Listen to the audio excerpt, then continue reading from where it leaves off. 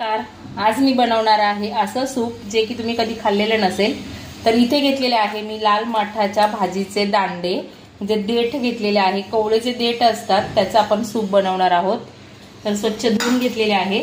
त्याच्यामध्ये टाकायचा आहे अर्धा कांदा, अर्धा टोमॅटो आणि 4-5 लसणाच्या पाकळ्या आणि अर्धा ग्लास पाणी घालून हे देठ, कांदा, टोमॅटो आणि लसूण ह्याच्या 2-3 शिट्या घ्यायच्या आहेत।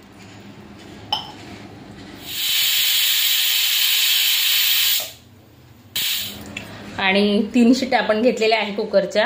आणि हे जे टोमॅटोचे साल आहे हे आपण असे काढून घ्यायचे आहे। हे बघा निघणार ते लगेच।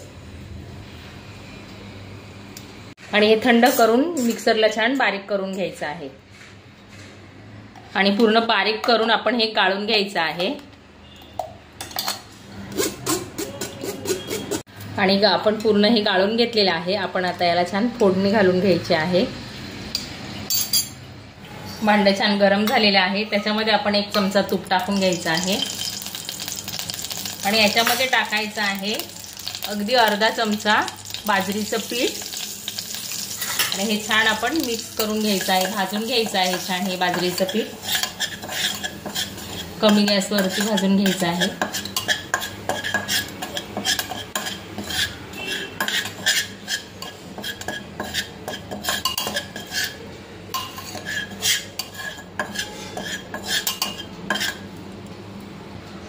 आणि याच्यामध्ये अगदी थोडीशी जिरा पावडर आपण टाकायची आहे।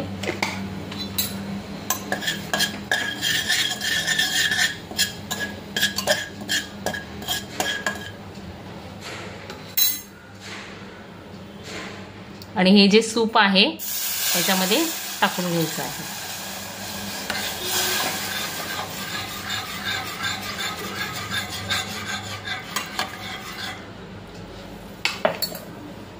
आणि चवीप्रमाणे मीठ टाकायचं आहे।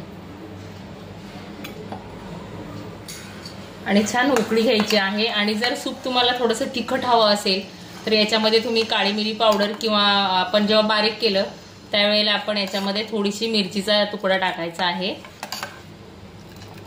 आणि छान उकळून घ्यायचं आहे। अशा पद्धतीने तयार झालेलं आहे लाल माठाच्या देठांचं सूप। आणि हे सूप बाळंतणीला सुद्धा देऊ शकतात, खूप छान लागतं आणि टेस्टी लागतं। नक्की करून बघा।